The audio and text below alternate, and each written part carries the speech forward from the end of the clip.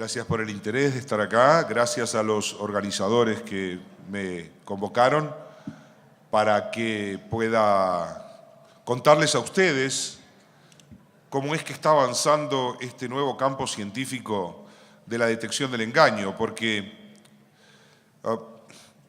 es una ciencia nueva, pero es una ciencia, tiene 70 años de desarrollo. Ya les voy a contar ahora un poco más. Quería agregar a lo que comentaron sobre mi CV. Tenemos ya la primera diplomatura en comunicación no verbal y detección del engaño en mi universidad. Conseguí instalarla. Este ya es el segundo año que lo hacemos, y también a través de un detective de Interpol, comisario chileno, empezamos a dictarla en Chile para grupos cerrados de la PDI. O sea, esto avanza y ustedes no saben lo que avanza en el mundo. Lo que va a pasar de acá a 5, 10 años, yo venía diciendo 10, 15, 20 años, no. Esto, lo que se viene es increíble, sobre todo en términos de aparatología, lo que se está desarrollando en términos de software y otras instrumentales. Todos deben conocer el polígrafo, todos saben lo que es el polígrafo. Bueno, el polígrafo ha quedado realmente en el pasado, no es que no sirva, se sigue usando y se puede usar. De hecho, ha habido una reglamentación nueva que todos los agentes de la AFI para ingresar, y una vez por año los que son agentes de esta institución tienen que hacer una prueba poligráfica. Esto es algo bastante nuevo en la Argentina, que no existía antes. No conozco a la gente que lo está haciendo, pero me parece muy interesante que se haga, ya que por nuestra historia particular, de la dictadura me refiero, hay mucha resistencia, y ustedes lo saben mejor que yo, a la palabra interrogatorio, a lo que sea un interrogatorio, pero no es mala palabra. Es un método para evaluar la credibilidad de los testimonios. Por lo tanto, vamos a arrancar directamente, ya que no tenemos demasiado tiempo y el material es abundante. Bien.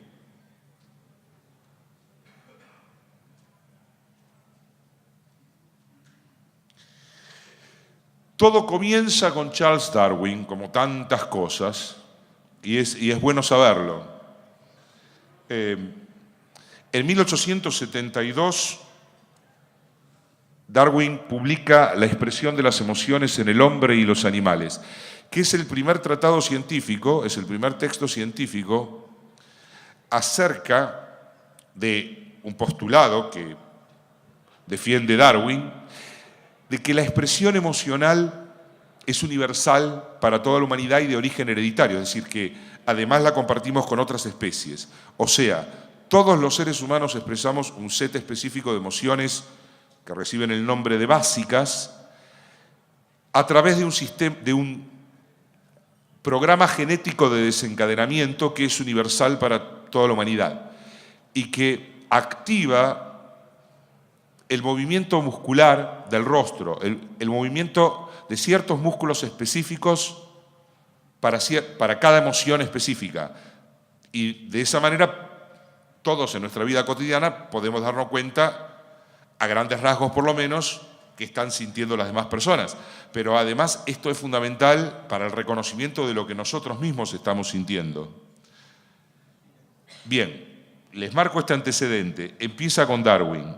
La expresión facial de las emociones es universal para toda la humanidad y responde a un programa genético de desencadenamiento que activa de manera específica los músculos del rostro para producir una configuración, un fenotipo expresivo particular para cada una de estas emociones. Las emociones básicas, desde este punto de vista de la perspectiva de la comunicación no verbal, de esto estamos hablando. Darwin da origen a la ciencia de la comunicación no verbal. Son 7. Bueno, hay una que está en discusión, no importa ahora, si me meto en los detalles, no vamos a avanzar.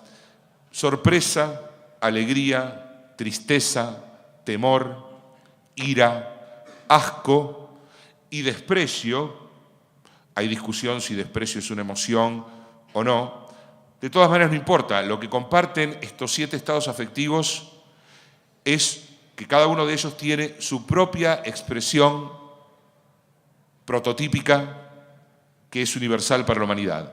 De todas maneras que cualquier persona que las produzca, podemos saber si aprendemos a leer estas expresiones qué está sintiendo, lo cual, como correlato de lo que está diciendo, podría ser coherente o incoherente, o sea, podría ser congruente con lo que está expresando verbalmente, o su emoción podría no serlo, y en ese caso estaríamos en presencia de una mentira emocional. La persona dice que siente algo, pero en realidad siente otra cosa, porque definitivamente sabemos actualmente que hay que creerle al cuerpo, en primer lugar. Hay que creerle al cuerpo. Después vamos a ver cómo podemos creerle a las palabras, entre comillas, más allá de que la persona esté mintiendo. Es decir, cómo podemos leer la verdad más allá de que la persona esté mintiendo. Porque lo que sostiene el estado del conocimiento actual es que en la forma en que alguien miente, está diciendo la verdad que está ocultando con su mentira.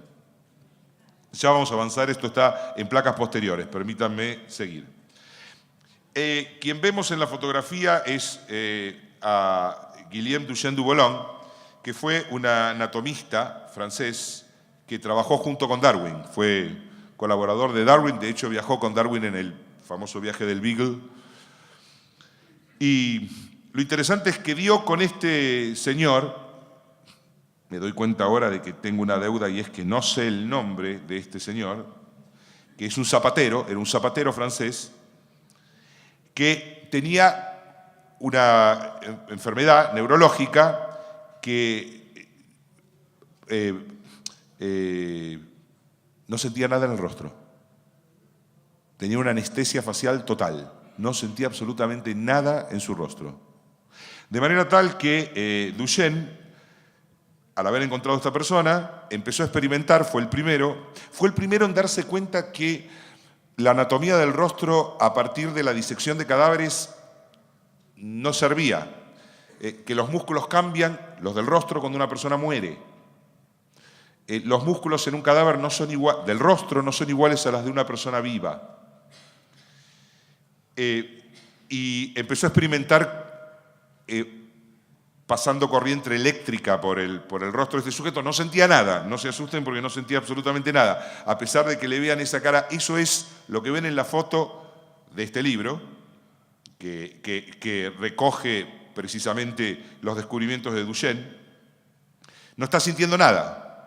Es simplemente que a través de la activación de las terminales nerviosas en lugares específicos del rostro se mueven los músculos que corresponden a emociones específicas.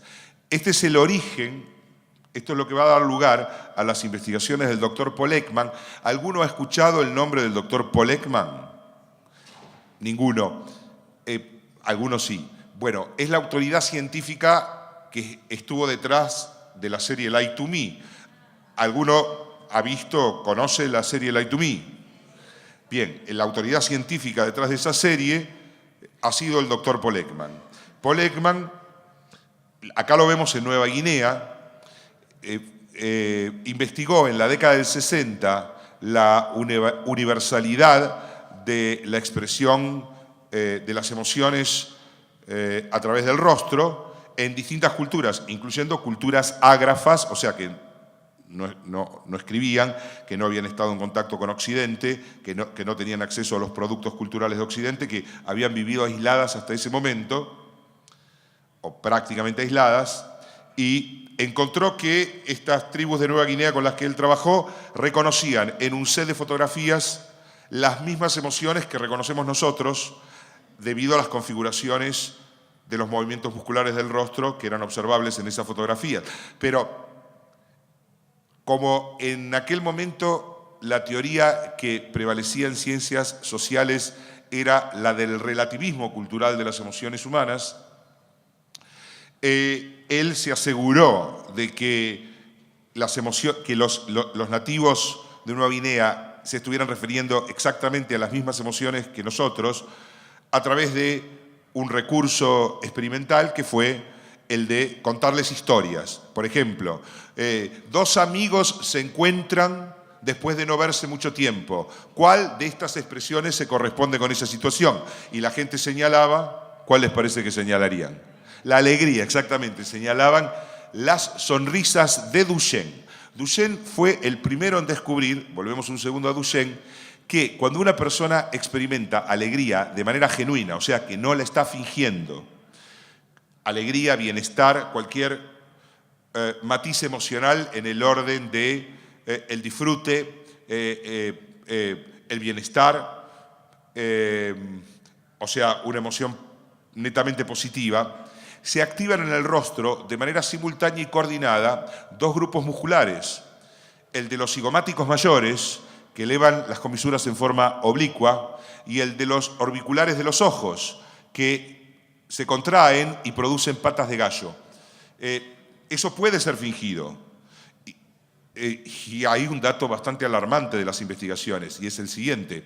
En la década del 80, cuando comienzan las investigaciones de laboratorio para corroborar o no, para poner a prueba la hipótesis de Duchenne, o sea, que en la alegría genuina se expresaba a través de la combinación espontánea del movimiento de estos dos grupos musculares, solamente una de cada 10 personas podía fingir eficientemente que estaba feliz cuando no lo estaba. Imagínense ustedes la situación de que se interroga a alguien, se entrevista a alguien acerca de su relación con un amigo, un cónyuge o cualquier otra persona, y se le pregunta qué tipo de relación tienen, y la persona sonríe, diciendo que tiene una excelente relación, que la quiere mucho, que está orgulloso, etc. Bueno, si no se puede fingir y la persona declara que la relación es buena cuando no lo es y no se puede fingir o es difícil de fingir, ahí uno tiene una información interesante. Sobre todo si además esa persona va a mostrar una filtración de una microexpresión de asco, ira o desprecio. Ya vamos a ver eso. Una microexpresión es una expresión emocional que ocurre a una quinta o cuarta parte de segundo. Es muy fugaz, está en el límite de la capacidad de percepción del ojo. Podemos verla o no verla. La única forma de verla es estar entrenado para verlas. Si no nos entrenamos para verlas, si no entrenamos nuestros ojos, nuestra vista, nuestro sistema visual, para poder percibir a lo que sería un frame de una película, un frame, una película. En video hay de 25 o 30 frames por minuto, en el cine son 24 frames por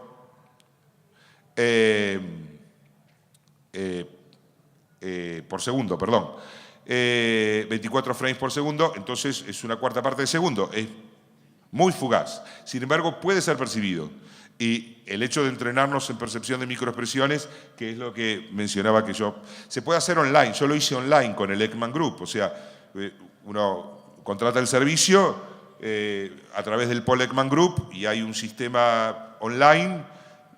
Uno tiene la franquicia por un año, o sea, la puede usar por un año. No es franquicia la palabra, porque eso no quise decir franquicia, la autorización del uso.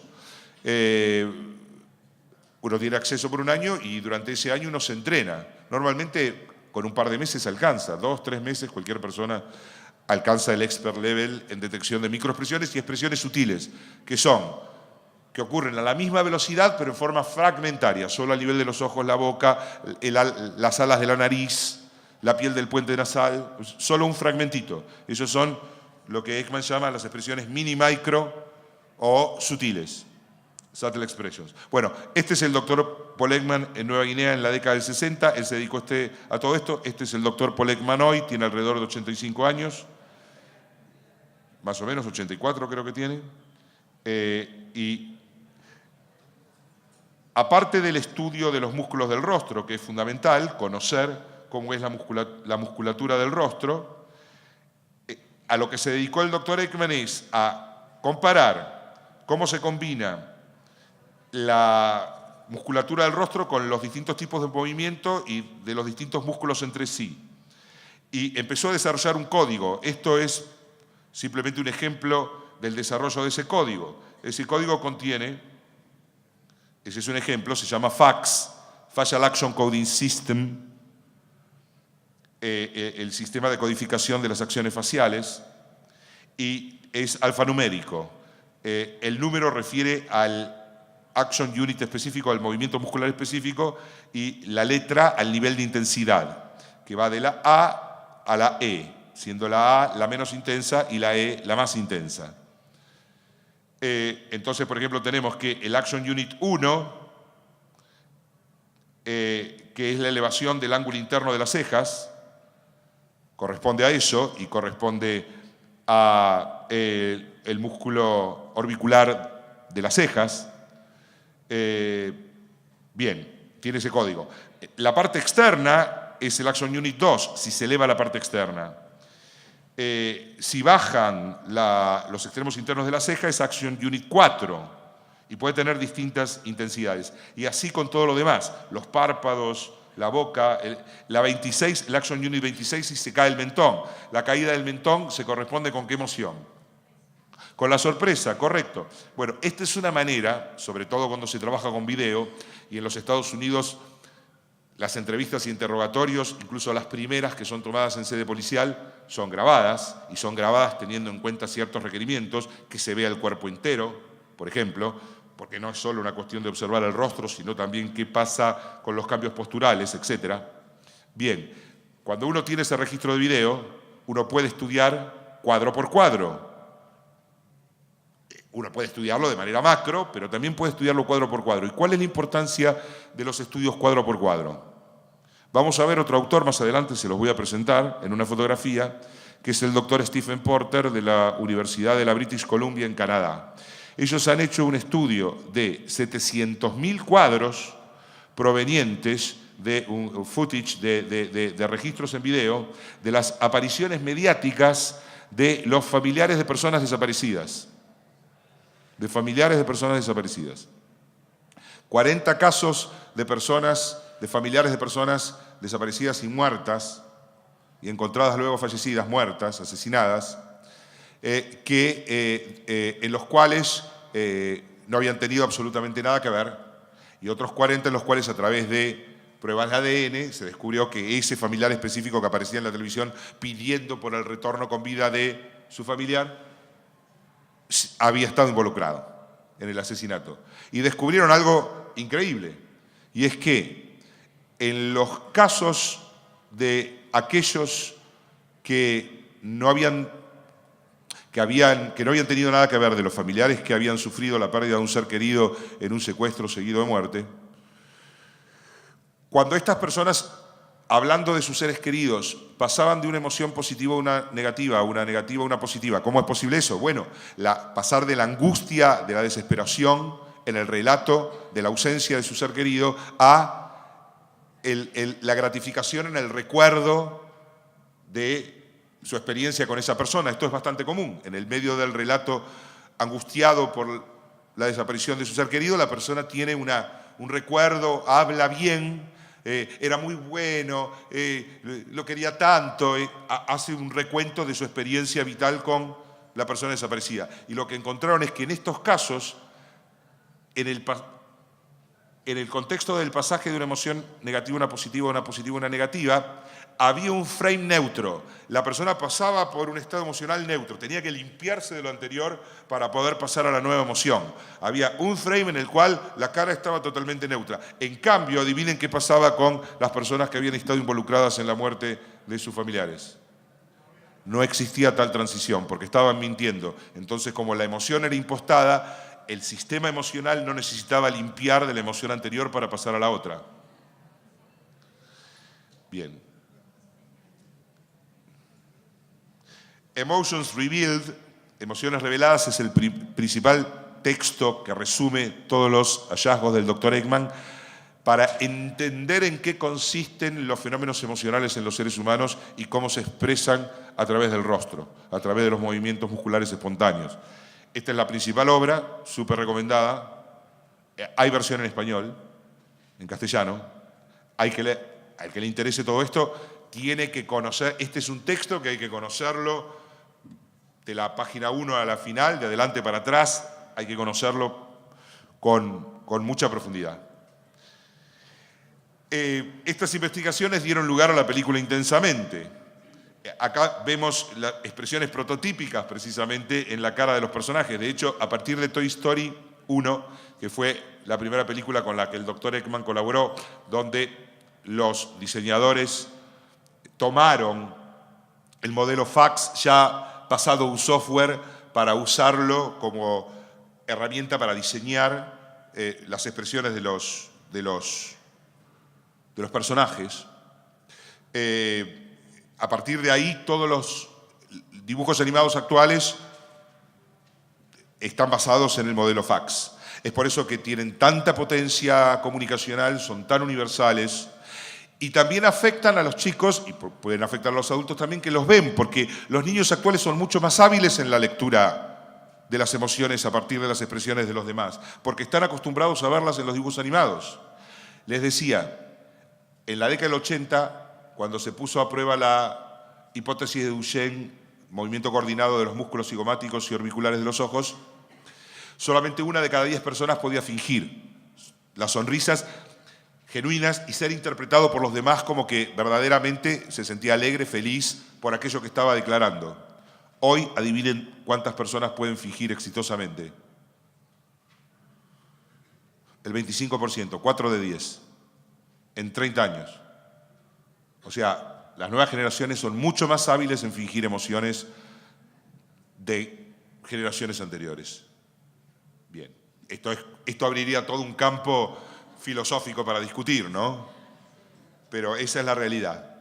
Y películas como Intensamente colaboran con la educación de las nuevas generaciones. Para mí es muy positivo. Cuando se le pregunta al Dr. Eggman, ¿es positivo, es negativo? Dice, es positivo. Finalmente, el saldo es a favor. Lo que queda es muy, muy bueno, a pesar de estas situaciones. Porque así como las nuevas generaciones son más hábiles en mentir,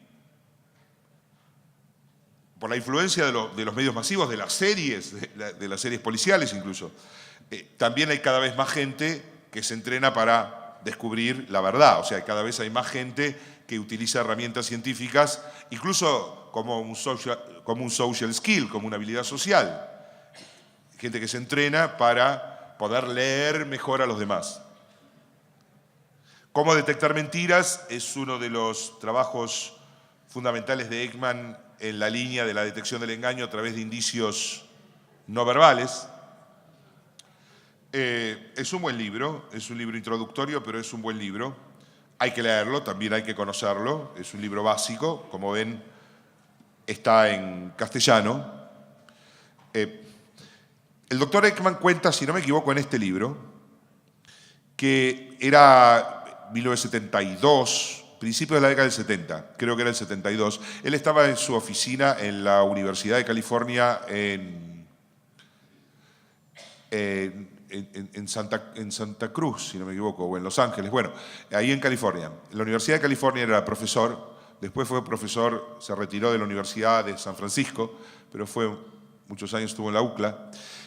Cuenta que estaba en su oficina, él era un profesor full time, y golpean a su puerta, abre, dice que era una tarde calurosa, y aparecen 2 Men in Black, 2 hombres de negro, 2 agentes de la CIA. Y le dijeron algo muy interesante, le dijeron, mire, nosotros tenemos un departamento que sigue los desarrollos académicos y donde nosotros buscamos aquello que pueda servirnos, por ejemplo, para interrogatorios. Descubrimos los estudios que está haciendo usted. No fue idea de él aplicar lo que él venía estudiando, la detección del engaño. Fue una propuesta de la CIA. ¿Cree usted que puede ayudarnos?, le dijeron. Como buen ciudadano norteamericano, estadounidense, dijo, bueno, sí, déjenme ver, vamos a ver. Y ahí empezó una relación que dura hasta la actualidad. De hecho, el Dr. Eggman fue el director del programa SPOT, que es un programa para la detección de comportamientos sospechosos en aeropuertos. Un modelo que está en discusión, que tuvo sus críticas, pero que es una experiencia muy importante en este sentido, en el sentido de entrenar personas, y de hecho todos podemos ver parte de lo que ha resultado de este programa fundado por Eggman en series de televisión actuales que las pasan en, si no me equivoco, Nat Geo o Discovery, como Alerta Aeropuerto, ¿las han visto? Bueno, muchos de esos agentes, sobre todo fronteras peligrosas, sobre todo los canadienses que tienen una escuela muy fuerte, que son los mejores, los canadienses son realmente top, sobre todo en fronteras peligrosas cuando hablan de Canadá. Si ven esa serie van a ver muchísimas de las aplicaciones de los descubrimientos del Dr. Ekman y de otros científicos como el Dr. Porter que les mencioné.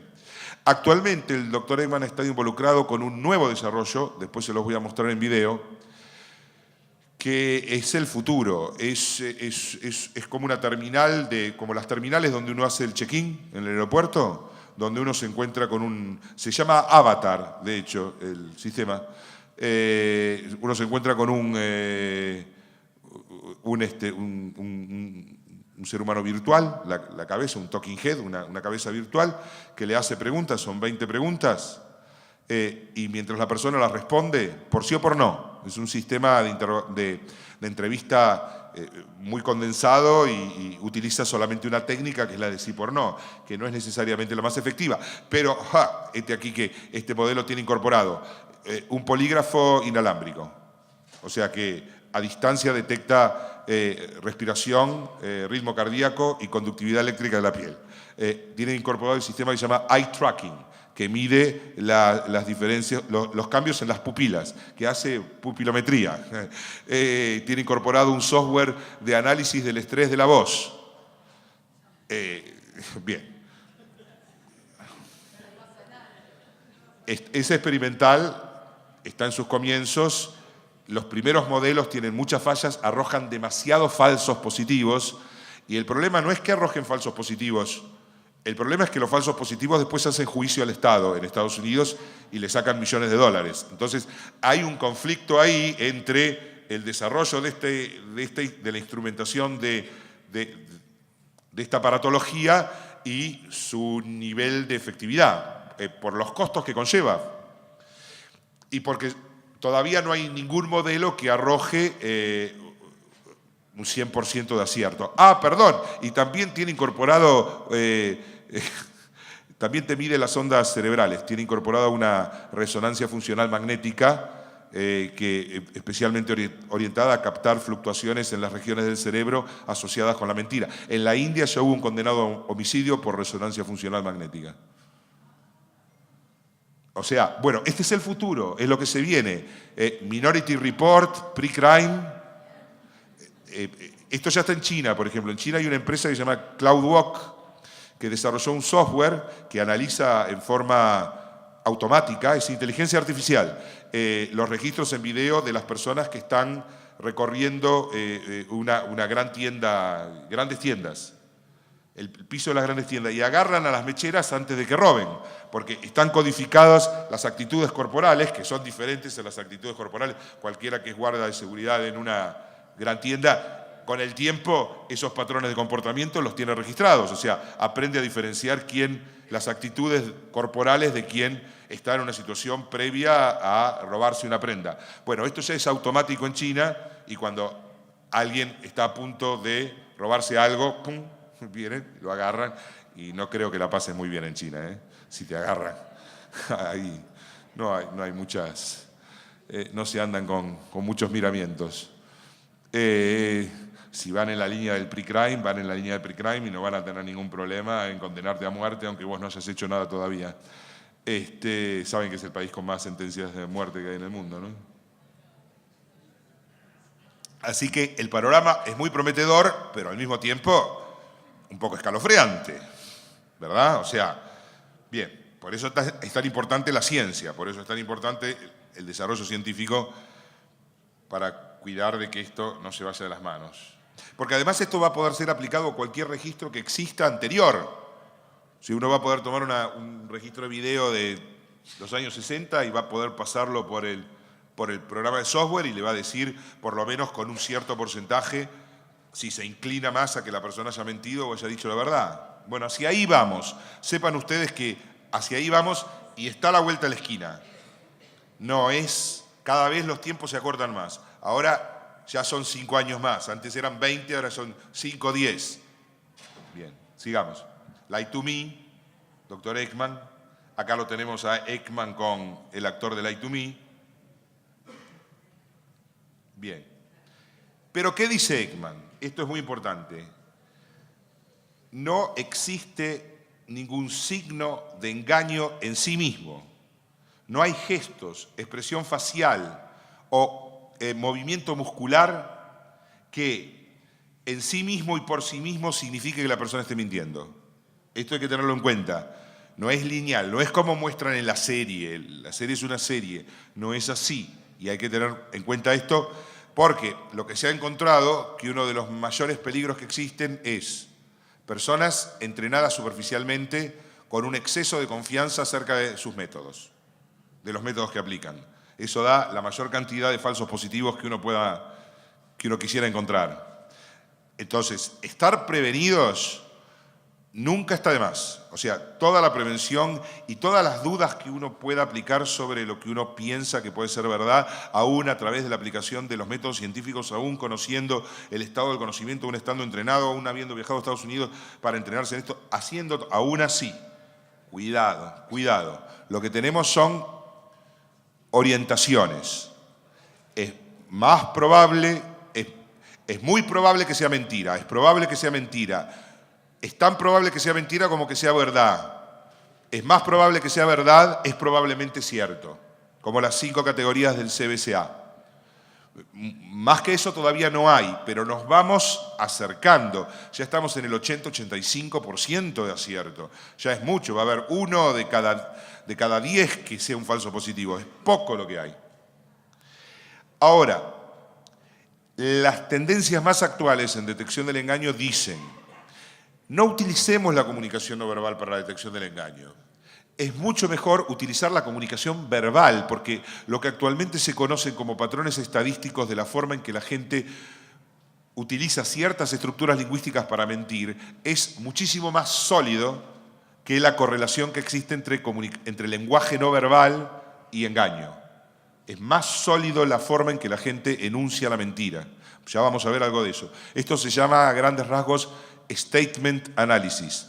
Análisis del discurso, métodos forenses para la evaluación de la credibilidad a través de las declaraciones verbales que hace una persona. Y dice, utilicemos las señales no verbales que básicamente nos informan acerca de los saltos en el nivel de estrés de una persona, o sea, ante qué estímulos específicos, esto lo maneja uno ha detectado que el nivel de estrés, o mejor dicho, cuando el estrés se vuelve negativo, displacentero, o sea, el nivel de distrés se ha disparado. ¿Cuándo se le dispara el estrés a la persona? Existe una correlación entre esa disparada del estrés, ese salto de rango del nivel de estrés que tenía la persona al que manifiesta en un punto particular del interrogatorio o entrevista. ¿Existe alguna relación entre el contenido? ¿Manifiesta ante preguntas sobre los mismos contenidos? Digamos, ¿conoce usted tal persona? ¿Estuvo usted en tal lugar? ¿Por qué alrededor de lo que podríamos llamar conocimiento, guilty knowledge, conocimiento culpable, o el conocimiento que solo alguien que haya estado ahí puede tener? ¿Por qué se le dispara el estrés justo ahí? Bien, y uno no necesita ninguna aparatología para esto, uno puede aprender a leer el comportamiento no verbal. Y esto puede dar lugar a líneas de investigación que antes podrían no haber sido pensadas por el investigador. Ah, resulta que era por acá y no se nos ocurrió jamás pensar en esto. Pero a esta persona se le disparó el estrés justo cuando mencionamos este lugar, esta hora del día, esta persona. ¿Por qué se le disparó el estrés cuando, por ejemplo, se le mencionó cuchillo, pero no arma de fuego? Bien, cuando se utilizan esas técnicas del guilty knowledge, de la evaluación del posible conocimiento culpable que la persona tenga, bien.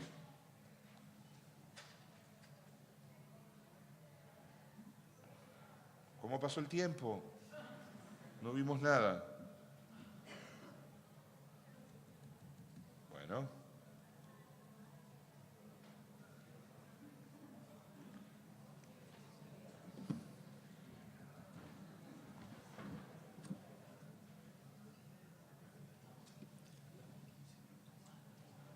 Sí, lo vamos a estirar. Sí, Bien. sí, tranquilo.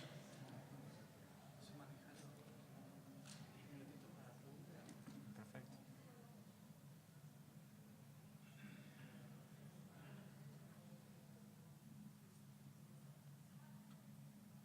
Gracias.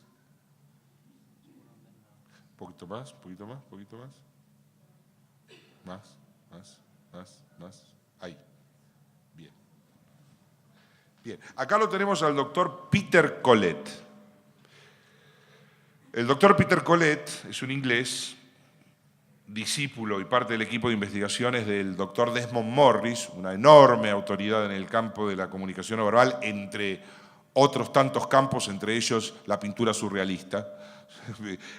Vieron, Desmond Morris es, que no lo puse, lo tendría que haber puesto en la foto para presentárselos, es un hombre renacentista de tan erudito que es en tantos campos.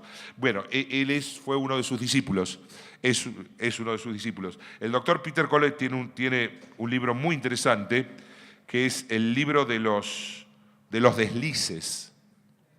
Un tell es un desliz, como en el póker. ¿Vieron? En el póker, un tell es cuando alguien se deschava de que tiene una buena mano o que está blufeando. Es súper recomendable Peter Collett, seguirlo a Peter Collett.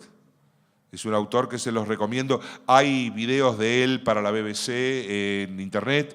Yo les estoy mostrando cosas que ustedes pueden empezar a googlear y las pueden seguir por ustedes mismos. Hay mucha información en internet. Tienen para divertirse largo y tendido. Los videos de Collett son fantásticos. Se dedicó mucho al estudio de la seducción, de los gestos inconscientes de seducción. Es muy divertido. La van a pasar muy bien estudiando el doctor Peter Collett. Pero aparte, este trabajo que él tuvo sobre los deslices es muy bueno, es muy práctico, es muy utilizable en forma directa, es muy fácilmente asimilable, es muy observacional. Es muy bueno cuando uno tiene una práctica de entrevista o interrogatorio cotidiana y no tiene ningún apoyo de aparatología.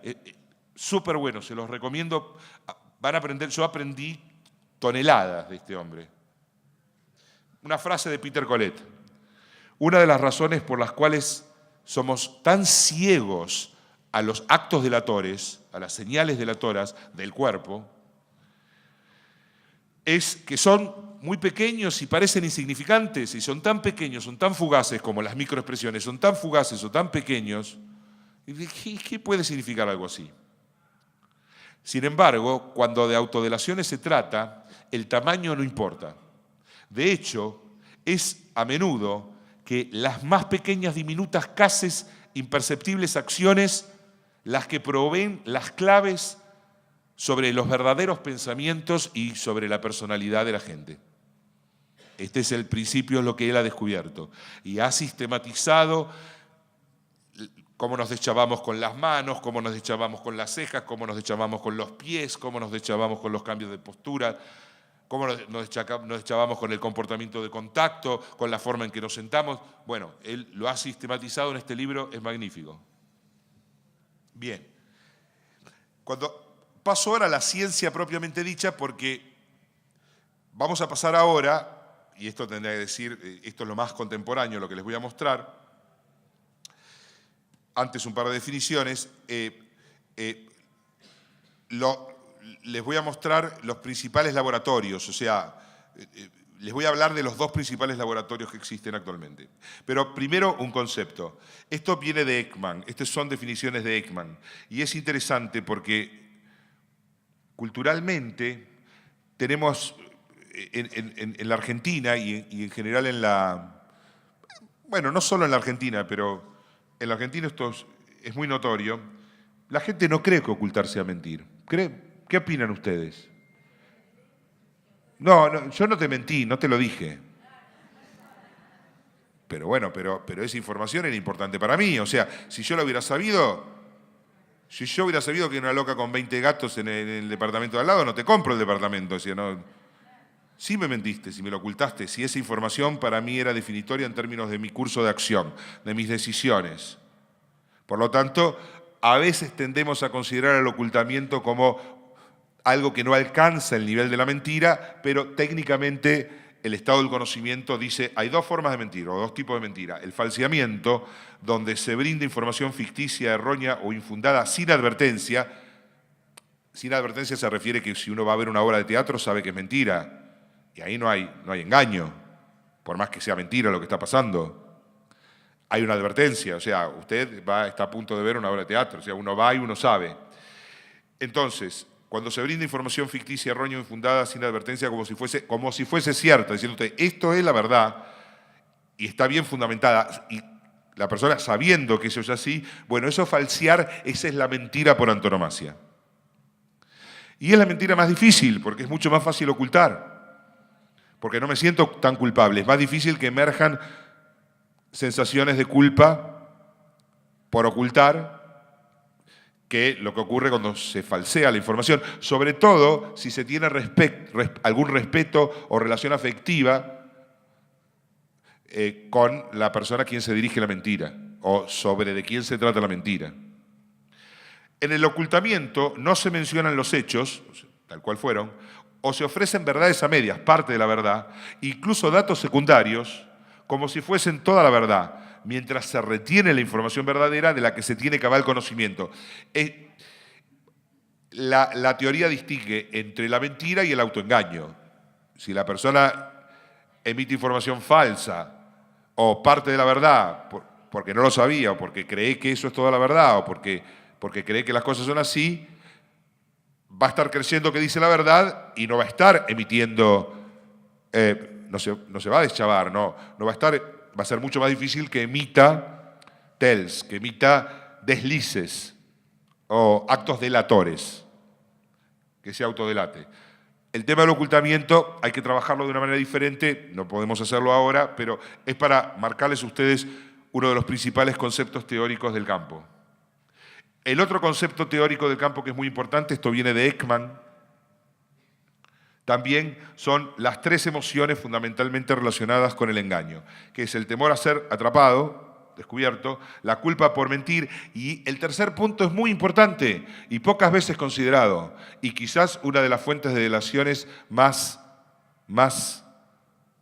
nutrida que podemos tener, sobre todo cuando tratamos con personas que pertenecen a sociedades cuyo carácter colectivo en cuyo carácter colectivo el narcisismo tiene una impronta muy fuerte. O sea, nosotros. El deleite por engañar.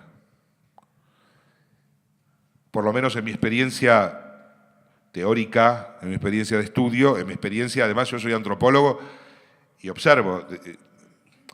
Yo no trabajo con laboratorio, tomo los datos que provienen de las pruebas de laboratorio, pero yo trabajo como antropólogo, o sea, yo observo. El trabajo de un antropólogo es observar. Observo a la gente en el tren, observo a la gente en un bar, observo a la gente, escucho las conversaciones ajenas. Me siento a propósito de espaldas y veo gente.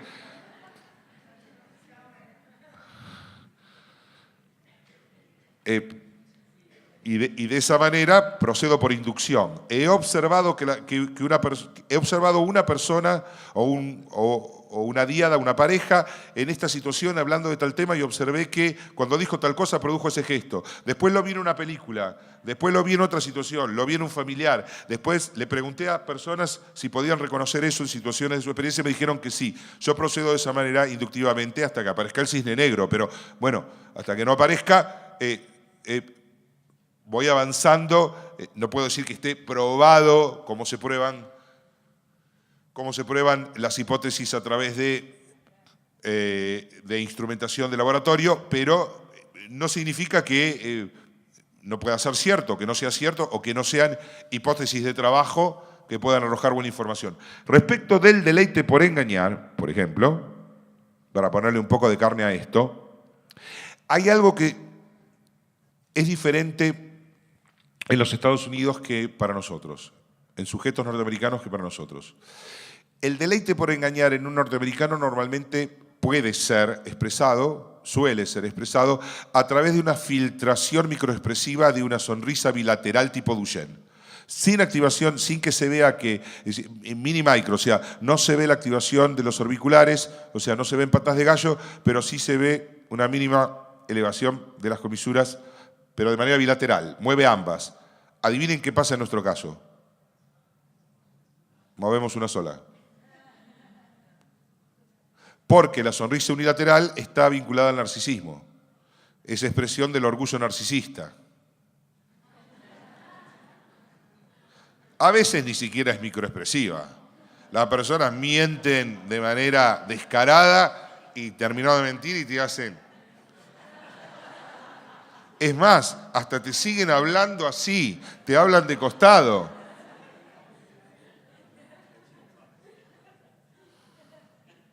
Algunos casos no son difíciles. Ups. Udo Undeutsch. Udo Undeutsch es un psicólogo alemán. A través de sus trabajos comienza el CBCA. Todos conocen el CBCA, todos saben lo que es.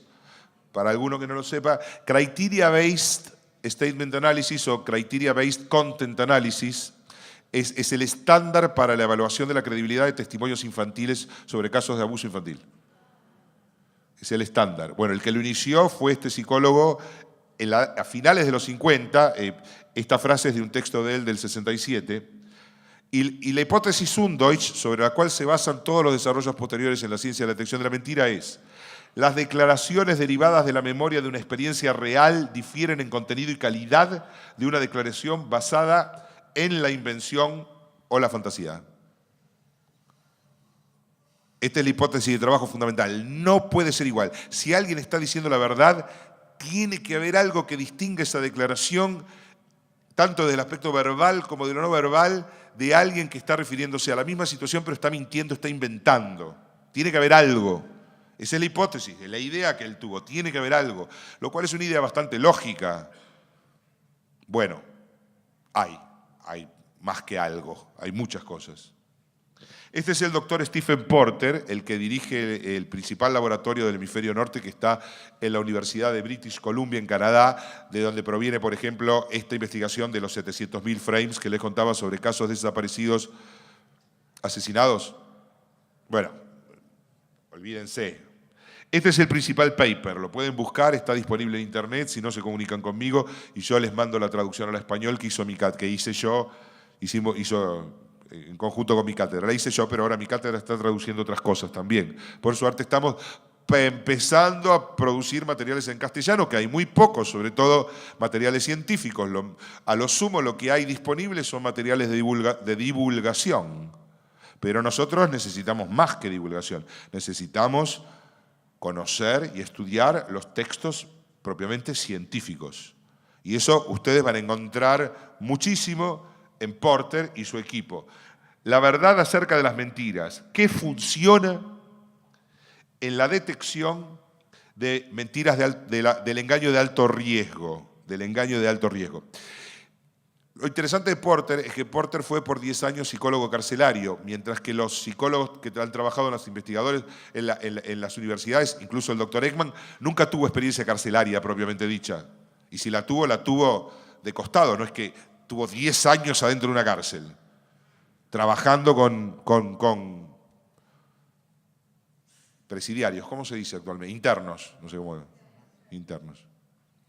Y lo que él empezó a descubrir, lo que Porter empezó a descubrir es que las investigaciones que se habían hecho sobre sujetos, básicamente sobre muestras de estudiantes universitarios, y no eran comparables con los criminales endurecidos. Y por lo tanto, empezó a desarrollar las mismas investigaciones, pero aplicadas a poblaciones de presidiarios. Y entonces los resultados son mucho más ajustados a los criminales. O sea, lo que se sabe hoy acerca de la forma de mentir de un criminal es mucho más correcto de lo que se sabía 10, 15 o 20 años atrás, donde lo que sabíamos acerca de la mentira se había encontrado a partir de experimentos realizados sobre muestras de estudiantes universitarios. Hay una diferencia enorme. Se trabaja mucho, hoy todavía por suerte, la ciencia de la detección de la mentira o de la detección del engaño es todavía un campo que uno puede abarcar en la vida.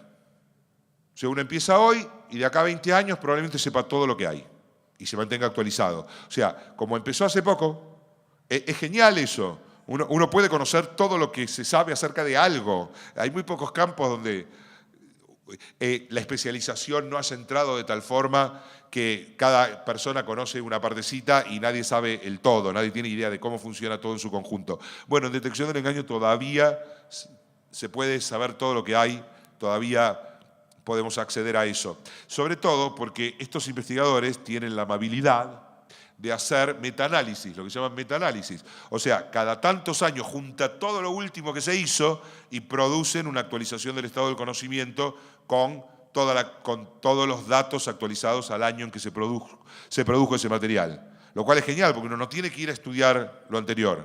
Uno parte de un metaanálisis, como por ejemplo este.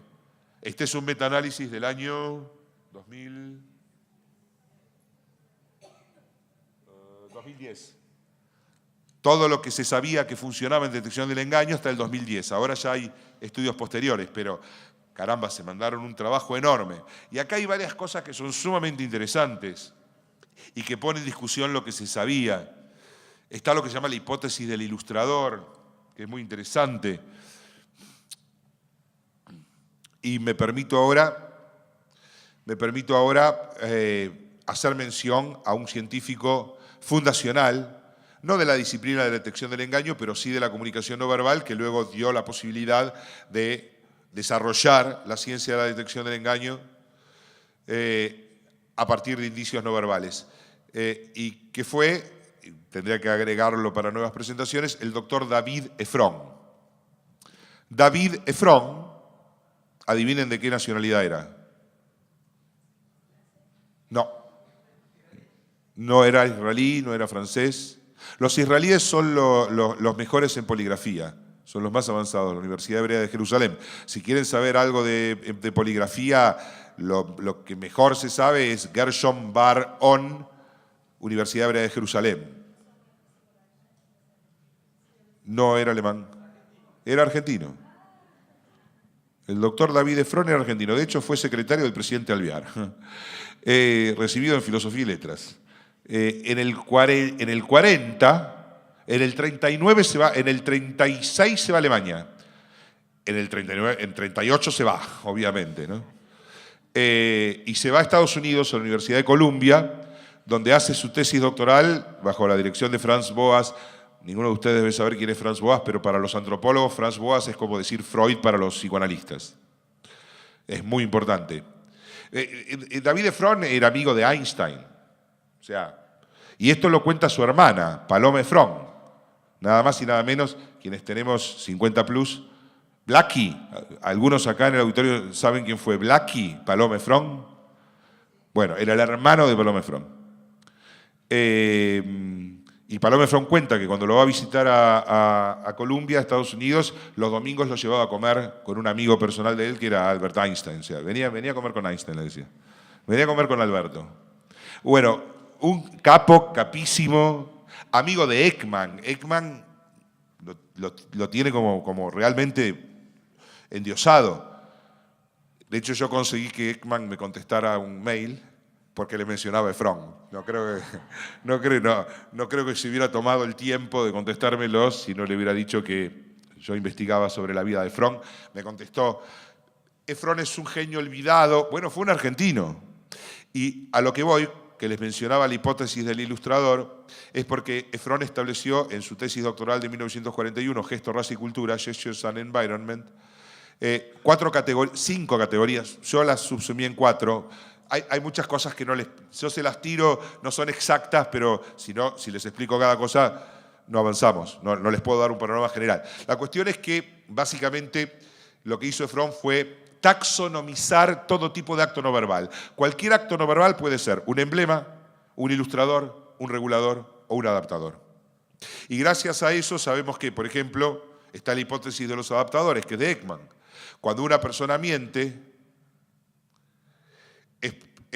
existe la probabilidad de que se dispare la frecuencia con la que emite gestos adaptadores. No les puedo explicar ahora qué son ni cómo se manifiestan, pero dio lugar a una hipótesis. Es un tipo de gestualidad específica que cuando las personas mienten es más común que cuando no mienten.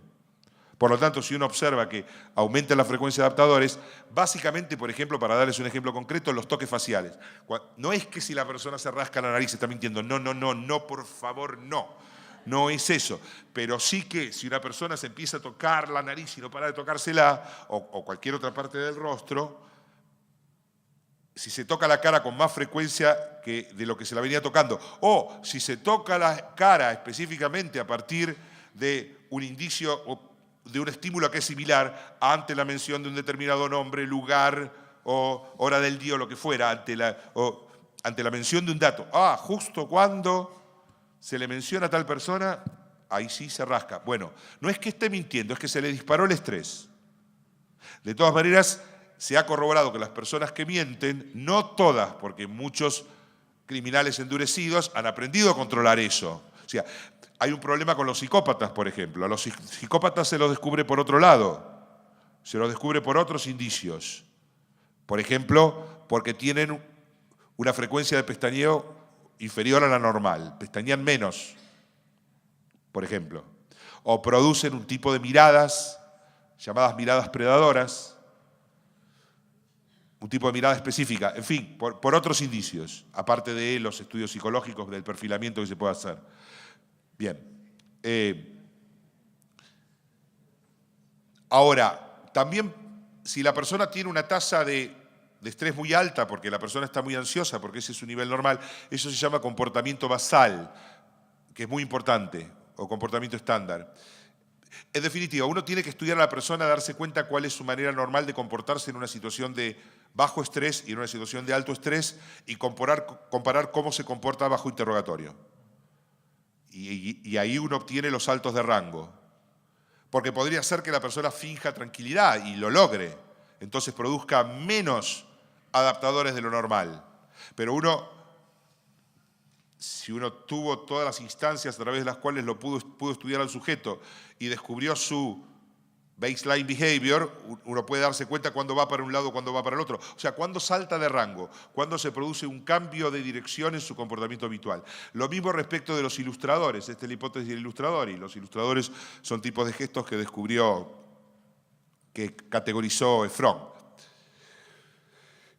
También puede ocurrir una persona, por ejemplo, las personas que normalmente mueven poco las manos para hablar, suelen moverlas más cuando mienten.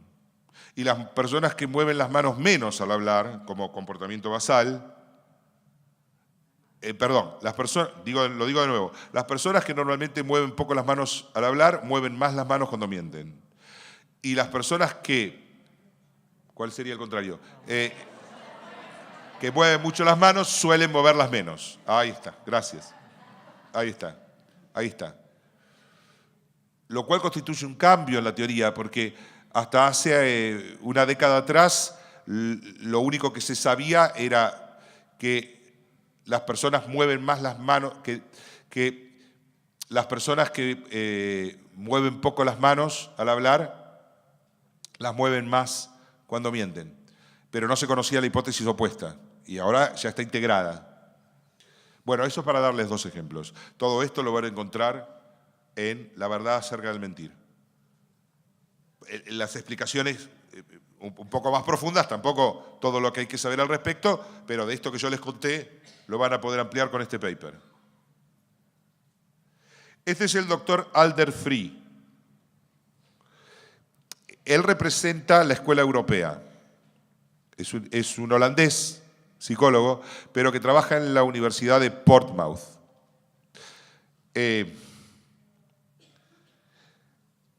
Bien. A mí no me cae muy bien, me cae mejor Porter. Fíjense la expresión que tiene. Es despectivo. Se cree gran cosa. A mí me choca. Pero el trabajo que hace es muy importante. Lo que pasa, a diferencia de Porter sigue laburando. Este ya tiene 50 personas. Él es un gestor de fondos a esta altura. Él tiene el estatus, genera los grants, se queda con la mayor parte, perdón. Y lo que pasa es que últimamente se empezó a tirar en contra de Ekman. Y eso yo no lo puedo aceptar. Pero además la razón por la que se empezó a tirar en contra de Ekman es porque él empezó a dejar la investigación en comunicación no verbal y la empezó a llevar muchísimo más a lo verbal, lo cual está bien, porque el estado del conocimiento, es cierto que el estado del conocimiento hoy sostiene que tenemos que enfocarnos en lo verbal, que es más productivo todavía enfocarnos en lo verbal, lo cual tampoco deja de lado lo no verbal, pero está bien. Lo que pasa es que él lo empieza a tirar abajo al doctor Ekman y lo que hay detrás es una lucha por fondos de investigación. Es para que haya más fondos de investigación aplicados a lo verbal y menos a lo no verbal. Pero son estrategias que a mí me parece que no son éticas y no corresponden. En definitiva, todos somos herederos de Ekman y de Darwin y de Fromm. O sea, tener un poco de respeto por los padres fundadores, no sé, por lo menos ese es mi espíritu. Y a él lo respeto igual, pero bueno.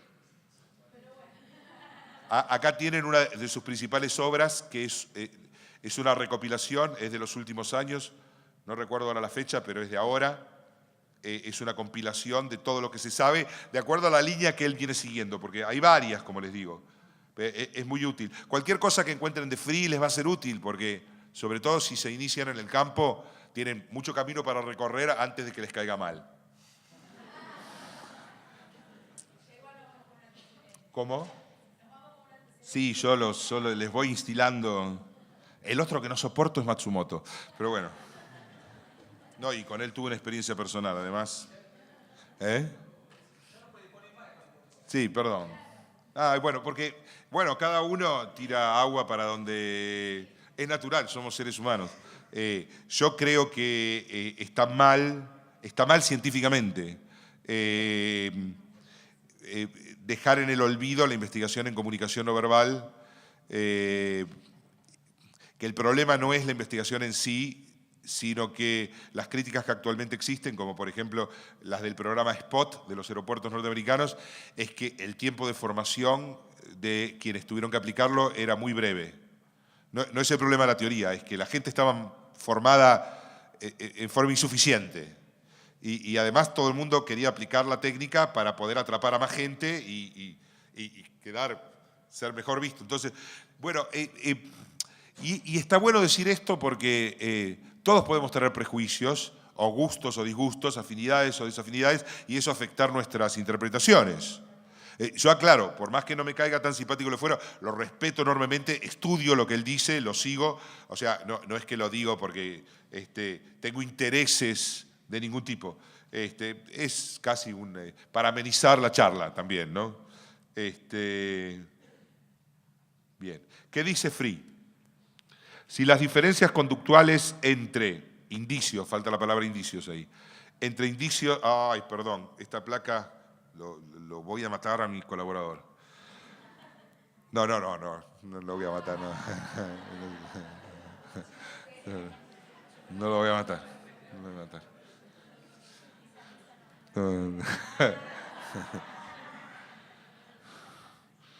Le voy a pegar nada más. Perdón, lo retraduzco, no me di cuenta que estaban estos errores. Las diferencias conductuales entre verdades y mentiras, no está tan mal. Las diferencias conductuales entre verdades y mentiras son pequeñas. ¿Está bien? No está mal. Está bien. Hay que hacer que estas diferencias se incrementen para que se hagan claramente visibles. Esto tiene que ver con las nuevas tendencias en interrogatorio, que son las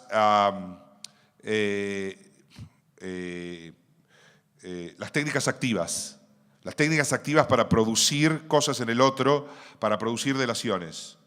No, policía bueno, policía malo, el clásico, y apretar se sabe que no funciona, aunque en algunos casos confrontarlos con el conocimiento concreto que se tiene sí funciona. Pero obviamente todos ustedes saben que el tema de coaccionar para obtener una confesión no es el camino, ni mucho menos. Sin embargo, hay otras formas sutiles de generar información en el otro. Y ahora les doy un ejemplo. Dice, ya no se debe esperar a que el emisor muestre espontáneamente los indicios de mentira, ni que el observador espere pasivamente a que se presenten estas señales, sino que adoptando un papel activo, hay que adoptar un papel activo que provoque que las señales conductuales de la mentira se manifiesten. Les doy un ejemplo, y es un ejemplo al que todos van a poder referirse en su memoria, porque todos hemos tenido este tipo de experiencia, aunque contextos, por supuesto, supongo, no de que nos hayan interrogado por haber cometido un delito, sino como estudiantes universitarios o secundarios, cuando íbamos a rendir exámenes orales. ¿Qué pasaba cuando íbamos a rendir un examen y empezábamos, ¿no? El profesor decía,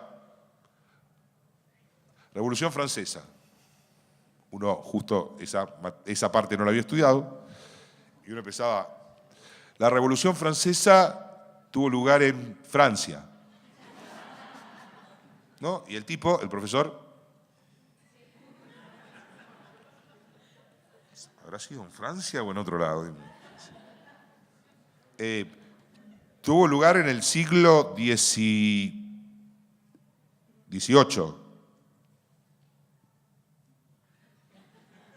¿Qué nos pasaba? Y nos empezaba, claro, primero esperabas una señal si ibas bien o si ibas mal, pero el hecho de no tener feedback comunicacional te empezaba a hacer poner nervioso y empezabas a decir cualquier cosa.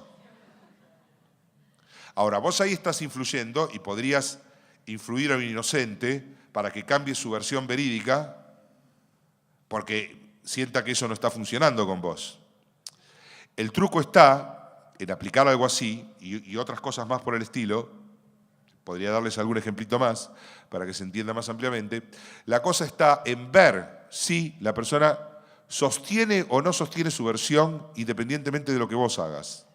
Porque lo que se ha estudiado es que los mentirosos, el que no estudió precisamente hace esto. Como no estudió, ¿no te gusta Francia? Que sea España. O sea, a ver si compras esa. En cambio, el que te está diciendo la verdad, aunque vos no le creas, en principio, aunque no le des señales de feedback de que lo que está diciendo es aceptado o aceptable, la va a sostener, porque es la verdad y no tiene otra.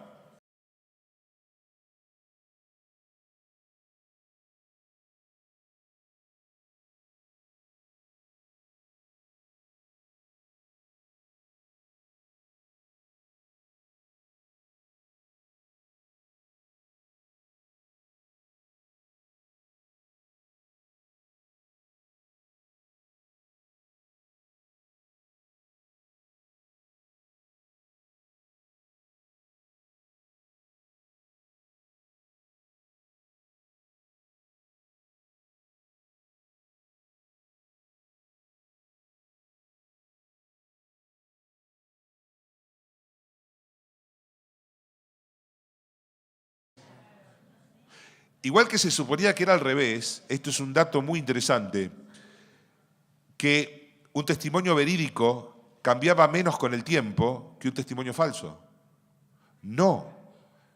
Se volvió a tomar la misma declaración a los 3 meses y a los 6 meses. Y la forma en que variaba el testimonio real era mayor al testimonio falso. Porque en muchos casos el testimonio falso está basado en el ensayo. Entonces hay menos variabilidad en los detalles.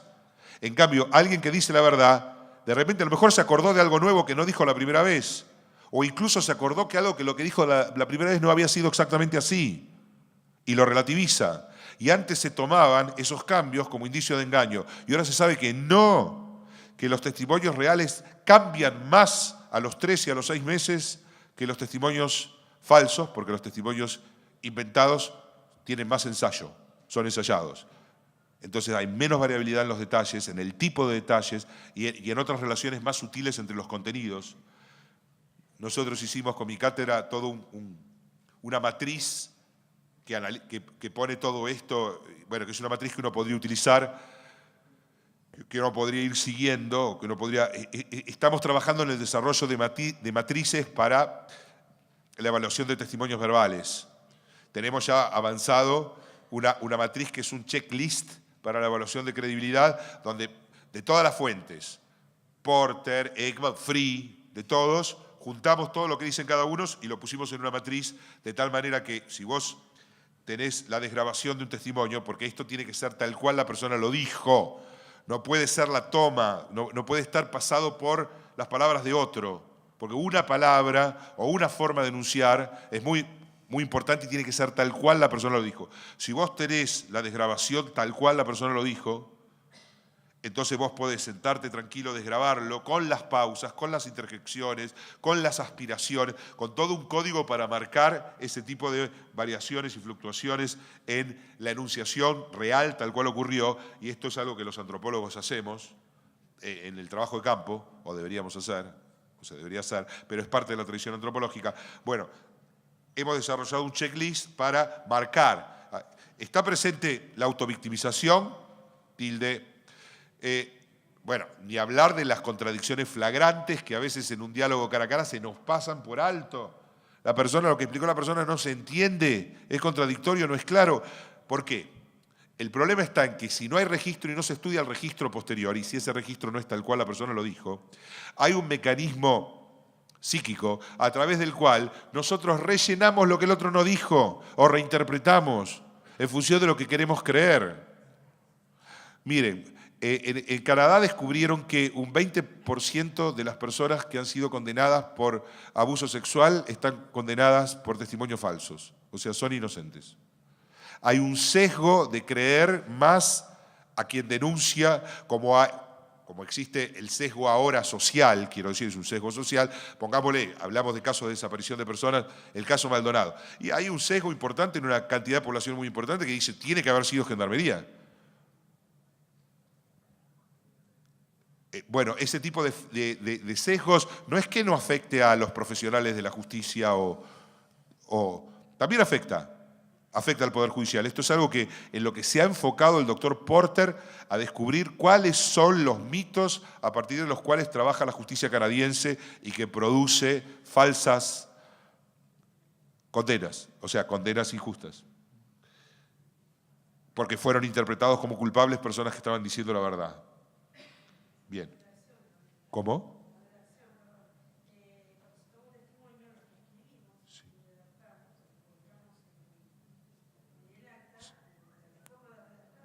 Afecta. Lo ideal es tener, si es posible, un registro visual, que sé que en algunos lugares se está implementando. Un fiscal de Quilmes, por ejemplo, me decía, yo voy con mi tablet, primera entrevista, grabo. Encontré la manera en el código de procedimientos de que eso sea aceptable. ¿Cómo? Bueno, ahora con todo esto, por eso, vamos hacia eso, lo cual es muy bueno, porque si uno puede revisar, y no solo uno, porque todos tenemos sesgos, si uno puede cubrirse analizándolo en grupo, en Estados Unidos nunca trabaja un detective solo cuando hace este tipo de análisis, trabajan hasta de a 5. Y se tarda, en promedio, 2 horas por minuto de registro, de película. 2 horas se revisa cada minuto, por lo menos se trabajan 2 horas sobre cada minuto. Realmente, cuando uno trabaja con estas técnicas, la cantidad de información que uno puede encontrar en un minuto de video es increíble. Este señor es Stan Walters, detective de homicidios de la policía de Texas, también fue un ranger. Es muy bueno, su libro tiene una maestría en criminología, es un tipo que se dedicó a estudiar mucho también. Su libro es muy bueno, no sé si hay versión en castellano, creo que no, y es un manual así para traducir, eso hay que esperarlo, no sé cuándo podrá ser. Si tuviera los grants que tiene Free, te armo un equipo de 10 traductores, ¿sabes qué? Tenemos una biblioteca en 2 años, tenemos toda la biblioteca traducida, pero bueno. Es un texto muy interesante. Y mire, le voy a mostrar algunos de los ejemplos que son ejemplos de footage, de cuadros tomados de entrevistas reales, de interrogatorios reales a sospechosos de homicidio. Bueno, ahí tienen un ejemplo. Este acto es muy interesante. En Estados Unidos, por lo menos, habría que corroborar para que para nuestra área cultural sea igual. Yo lo vi al rey de España haciendo el mismo gesto cuando volvió de África. Se considera un gesto preconfesional. O sea, es un gesto de quiebre, de resignación o sumiso. O sea, en el momento en que la persona hace esto, bueno, decinos y nosotros te vamos a ayudar. Sería la intervención verbal, porque a todo esto están las estrategias verbales que uno usa en función de lo que uno va viendo, cómo uno va interactuando, y eso también es técnico. Un ejemplo similar. Este es muy sutil, es muy interesante. Y acá lo que tienen es una sonrisa totalmente extemporánea. Estamos hablando de homicidio, no te podés reír así. ¿Estás implicado en algo? Sí, podría ser en algunos casos algunas personas que tienen un patrón de sonrisas nerviosas, de risas nerviosas, existe. Bueno, habría que corroborarlo. Pero de todas maneras, la risa extemporánea o las sonrisas extemporáneas están considerados uno de los delatores más fuertes que uno puede encontrar. Si la persona se ríe, si vos le haces la pregunta, ¿usted tuvo alguna participación en la desaparición de esta persona, la violación o lo que fuera? Y la persona inmediatamente antes de responder hace... Y te responde, no, de ninguna manera. Bueno, normalmente es microgestual, es un instante donde la persona... y vuelve. Bueno, pero además está haciendo otra cosa, se está sacando pelotitas de las medias. Ese es un comportamiento súper interesante. Proviene, perdón por no ser tan técnico en la manera de expresarlo, proviene de los monos. Lo digo así rápidamente. Cuando los monos se ponen nerviosos, recurren a actos de acicalamiento, que tienen que ver con el cortejo. Ojo, los seres humanos también recurrimos a gestos que tienen que ver con la preparación para la reproducción, biológicamente hablando. Cuando estamos muy nerviosos y no sabemos qué hacer, tenemos también actos que se corresponden al cortejo. En este caso tendría que ver con limpiarse el pelaje. Bueno, es algo muy común en los monos cuando se les dispara el estrés. En los seres humanos ocurre esto y ocurren otras cosas que tienen que ver con el cortejo humano específico. Bien, esto es yo lo que quería en esta charla era plantearle lo más amplio posible el campo para que ustedes se den una idea lo más amplia y general posible. No puedo, sobre cada cosa que estamos mencionando podríamos hablar varias horas. Les iba a dar un ejemplo, les prometí algo.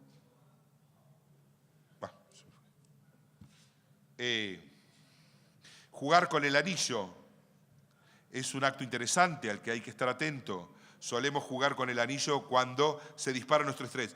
Puede ser un acto que tenga que ver con la aprobación, puede ser un acto que tiene que ver con la aprobación, puede ser un acto porque tiene que ver con el cortejo, sobre todo si la persona empieza a jugar con el anillo de esta manera. Y no es incomún, lo van a ver hasta el cansancio. Lo que pasa es que respecto de este tipo de gestos, que son llamados adaptadores, nosotros recibimos la instrucción cultural, la instrucción social cultural, desde que somos chicos para no mirar. Cuando una persona hace un adaptador, no miramos. Si una persona se mete el dedo en la nariz, no la miramos. O sea, no miramos los adaptadores que otras personas hacen porque son parte del comportamiento privado. Por lo tanto, no miramos. Pero si superamos eso y empezamos a mirar, mamita, todo lo que aparece. Igual es un gesto de excitación. Puede ser positiva o negativa. Lo más gracioso es observar en los bares cuando algo está funcionando en una pareja, uno va a poder observar que el hombre de repente empieza a hacer así, la mujer empieza a hacer... Perdón, el hombre empieza a hacer así y la mujer así.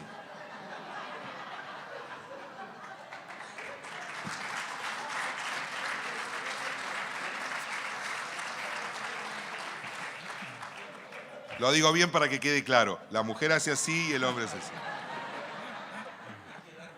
Bueno, podría ser en algunos, depende del mix, ¿no? De la situación.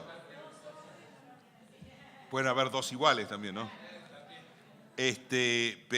Pero quiero decir que esto está presente, es parte de nuestro comportamiento, pero como dice Colette, como son cosas tan mínimas, tan fugaces, cosas que pareciera que no tienen significado, las dejamos pasar. Bueno, controlling speech, llevarse los labios para adentro, gestos autosilenciadores. Hay un problema, llevarse los labios hacia adentro no solo son actos autosilenciadores, pueden tener 3 o 4 significados diferentes. Por eso es importante instruirse, no solo teóricamente, sino a través de la observación continua para, sobre todo, generar en nuestra mente una base de datos suficientemente amplia con todas las variantes posibles que nos permitan, en el momento que vemos el gesto, hacer el macheo que corresponde, no solo con el aspecto morfológico del gesto, sino también con el contexto. Esta morfología en este contexto, este acto morfológicamente en este contexto, ¿con qué se corresponde? Con este significado. Pero en este contexto se puede corresponder con un significado totalmente diferente. Entonces uno tiene que, bueno, todo esto ya está empezando a ser puesto en softwares, así que de acá a algunos años. Sin embargo, la interfase humana, yo aspiro, espero y creo que no va a desaparecer. Porque lo que el cerebro humano puede hacer, la inteligencia artificial no va a poder hacerla. Tener en consideración todos los contextos posibles es algo que solamente puede, y saber cuál es el correcto, cuál es el que está teniendo lugar en ese momento, es algo que solo puede ser posible a partir de la intuición. Ser capaces de poner en un sistema de inteligencia artificial, en un software, todas las variables que constituyen el caso, es una imposibilidad. Va a ser un acercamiento importante, pero yo creo que la interfaz humana va a seguir siendo importante. Si no, nos quedaremos sin trabajo, lo que nos quedamos esto, pero no creo que eso suceda. La interfaz humana va a ser, aunque sea le enseñaremos a usar los software a otros, pero no, la interfaz humana va a ser muy importante. Y estamos terminando, a menos que quieran extenderse 10 minutos más. ¿Todos de acuerdo? Alguno a lo mejor tiene hambre, no quiero retenerlo. No, son demasiados para que pueda tener precisión. Además no me siento muy natural hablando sentado con un micrófono. Yo hablo parado, moviéndome. Así que hay algo que no estoy haciendo ahora demasiado bien, que es monitoreando los rostros de ustedes. Pero, ¿qué ven acá? Eso es muy curioso y es muy común.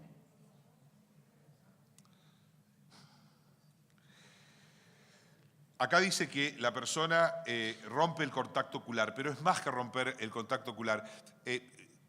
Mi observación acerca de este acto apunta que cuando el estímulo, yo lo he observado, que cuando el estímulo hace que sea demasiado fuerte para que la persona pueda procesarlo psíquicamente, cuando tiene demasiado impacto, incluso porque, o no tiene ningún impacto, porque es aburrido, porque la persona se está aburriendo, pero cuando el estímulo, cuando la persona no quiere estar en contacto con ese estímulo, esa sería la definición. La persona rechaza, no quiere estar en contacto por el motivo que fuera con ese estímulo. Una de las maneras en que podemos ver esa situación es que la persona se espeja con sus uñas y establece un circuito cerrado ahí y se queda ahí un segundo. Y después vuelve. Bueno, ese momento de desconexión puede ser importante en función de cuál fue el estímulo. Si uno puede asociar el estímulo a la pregunta, a lo que estaba diciendo, con el hecho de que la persona se desconectara justo en ese instante, ahí uno puede obtener una información, por lo menos como hipótesis de trabajo, que podría ser muy rica. Y estamos cerrando, estamos terminando por suerte. Así que estos 10 minutos que quedan van a ser de preguntas y respuestas. Mark McLeish, o de que les muestre algún videíto o algo, o para el que se quiera quedar unos minutos más, ver algunos puntos de un caso, pero ahí ya nos vamos hasta la 1. Yo no tengo problema, yo vine por 1 hora y media, 2 horas, a mí no me cambia nada. De hecho, normalmente la charla mínima que doy es de 2 horas y media, así que, porque siento que con 1 hora y media no pude decir todo lo que quería decir y me hace mal. Entonces digo, son 2 horas y media, y de hecho traté de negociarlo, me dijeron, no, mirá, lo máximo que te podemos dar es 1 hora y media. Digo, bueno, está bien, vamos a hacer lo posible. Mark McLeish es un Marshall, es uno de los directores de la Academia de Marshalls norteamericano. En Norteamérica hay muchos institutos para los distintos tipos de agencias y de policías. Él es de los policías de condado, de los Marshalls, ¿no? De pueblo, digamos. Y él es uno de los fundadores de la línea, de hecho tiene registrado, como marca registrada, el nombre Statement Analysis, que significa análisis de las declaraciones, pero también utiliza el análisis grafológico, el análisis de la escritura. También se utilizan técnicas del orden de, lo que se hace en Estados Unidos es, se le pide al sospechoso, a la persona, o al declarante, al testigo, que escriba su declaración de puño y letra. Pero no solo para estudiarlo grafológicamente, sino para medir cuántas líneas le dedicó a la introducción, cuántas líneas le dedicó a la descripción del evento y cuántas líneas le dedicó al post-evento. Porque hay patrones estadísticos que inclinan la balanza hacia un testimonio falso o verdadero según los porcentajes, según la cantidad de líneas del total de renglones que escribió dedicados a la introducción, la descripción del evento o el post-evento. En general, un testimonio mentiroso tiene muchísima introducción, se habla de un montón de cosas que no vienen al caso, el evento se describe de la manera más sucinta posible, porque la persona no quiere hablar mucho sobre eso para no delatarse, y del post-evento no hay nada. En los testimonios verídicos está más equilibrado. Ojo, esto es para los Estados Unidos, donde la expectativa es lo que llamamos el lenguaje directo.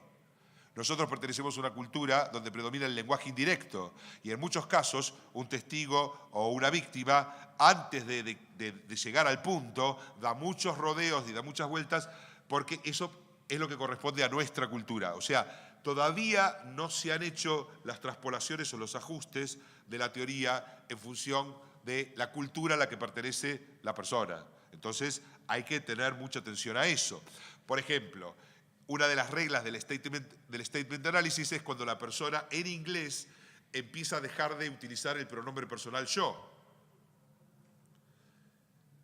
Pero eso no puede aplicarse en castellano, porque el pronombre yo es tácito en castellano la mayoría de las veces. Uno no está diciendo yo tal cosa, como en inglés. I went, I did, I met, I ate, o lo que fuera. I drove. En inglés necesitas usar el pronombre personal, en castellano no. Manejé, comí, estuve. Por eso esa parte no es. Pero hay otras partes que sí, como el lenguaje distanciador. Y esto yo lo he observado en declaraciones en castellano también. La persona dice que iba en su auto, pero cuando se acerca a la situación de los hechos, dice el auto. Él dice que él habla de su casa, mi casa, pero cuando se refiere a los hechos, dice la casa. Él habla de mi amigo, pero cuando se refiere a los hechos, dice ese tipo. Eso se llama lenguaje distanciador, que es uno de los indicadores de tener algo que ver, o sea, de tener algún tipo de involucramiento con la cosa. I did not have sexual relations with that woman, Miss Lewinsky.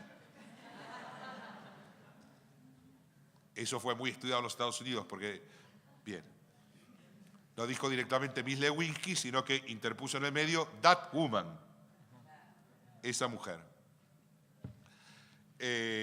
Y bueno, el statement analysis es sumamente rico. McLeish y sus seguidores trabajan sobre cosas sumamente puntuales. Bueno, la cuestión de los tiempos verbales, hablando de casos de desaparición de personas seguidas de muerte, se ha estudiado, por ejemplo, que quienes piden por el retorno de sus familiares queridos, nunca o casi nunca no se puede decir, nunca digas nunca, pero hablan de los familiares desaparecidos en presente, no usan el pasado, no usan el tiempo pasado. Mientras que ese es el desliz más común si ese familiar tuvo algo que ver. Habla de la persona desaparecida como muerta, ¿cómo sabe que está muerta? Y sin embargo se le escapa y habla en pasado. Yo no sé qué está pasando con el caso Maldonado y por supuesto este no es el espacio para analizarlo, pero me dijo un comandante de gendarmería que es parte de la diplomatura que se está recibiendo ahora. Yo lo escuché al hermano decir, están ensuciando la memoria de mi hermano. Y dice, y en función de lo que nosotros estudiamos me llamó mucho la atención. Yo investigaría un poco más, bueno, porque ese es un indicio. No estoy diciendo nada, No estoy diciendo nada. Estoy simplemente dando un ejemplo. Puede ser que ideológicamente la persona, es un contexto ideológico, esté convencida de que si se lo llevaron lo mataron. Entonces estoy hablando en pasado por eso. Y porque además a lo mejor hasta quiere que lo hayan matado en algún punto. Como que lo hayan matado es útil para sostener su posición frente al mundo, o lo que fuera. Pero este participante de la diplomatura encontró eso, dice, ¿sabéis? Me llamó mucho la atención, dice, están ensuciando la memoria de mi hermano. Bien. podría ser un indicador de comportamiento culposo, o sea, de conocimiento culposo. Podría ser, yo no dejaría de investigarlo, eso es lo que quiero decir. A partir de un indicio como tal, de que habló en pasado de su hermano desaparecido, si viene el contexto, no dejaría de investigarlo. No dejaría de profundizar un poco. Y finalmente, con esto cerramos, la frase que distingue la teoría de McLeish, que es completamente antipsicoanalítica, pero es muy útil igual. Si uno puede ir por el lado del psicoanálisis, ¿qué quiso decir con lo que dijo? Que sería, bueno, lo que el hermano Maldonado quiso decir es que si se lo llevó a Gendarmería como él cree, seguro que lo mataron porque, o sea, eso sería un análisis más psicoanalítico, porque su ideología, porque esto, porque lo otro. Ahora, ¿qué dijo? Habló en pasado y no sabe si está muerto, o no debería saber si está muerto. Entonces, la teoría, esta técnica de McLeish es: tomen lo que las personas dicen por lo que dicen. No importa lo que pueden querer decir. Eso lo vemos después.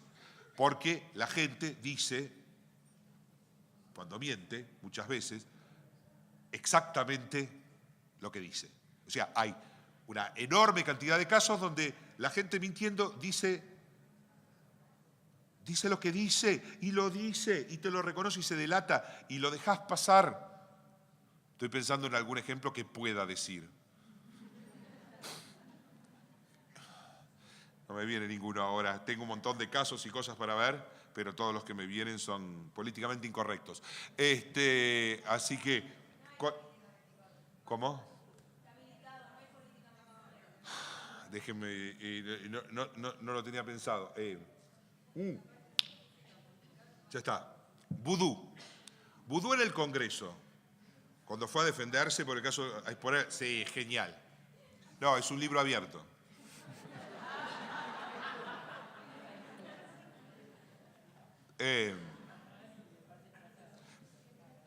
De hecho, cuando eso sucedió, yo escribí una nota para Perfil, que fue nota de tapa de Perfil.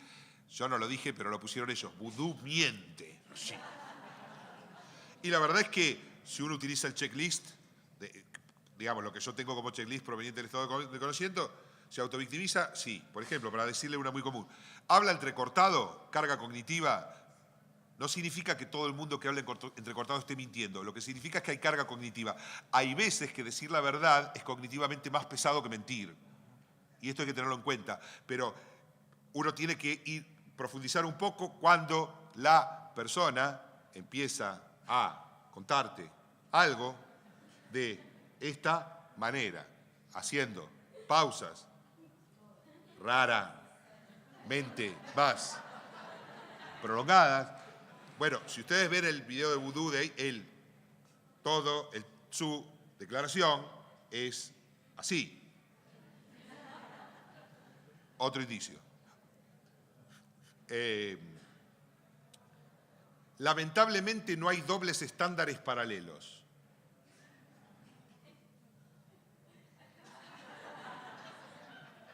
O sea, ¿por qué a Bolt, al dueño de Bolt, se la dejan pasar y el tipo hace la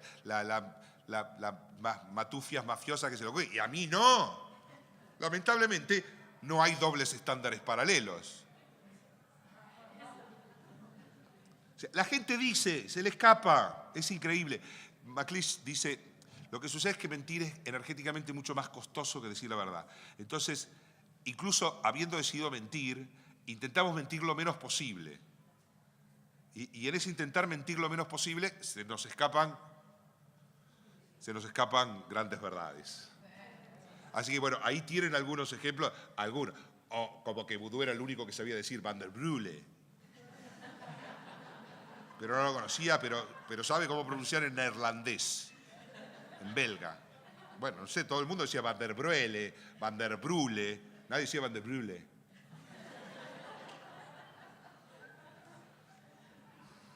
Pero no lo conoce, ¿eh? Quédense tranquilos.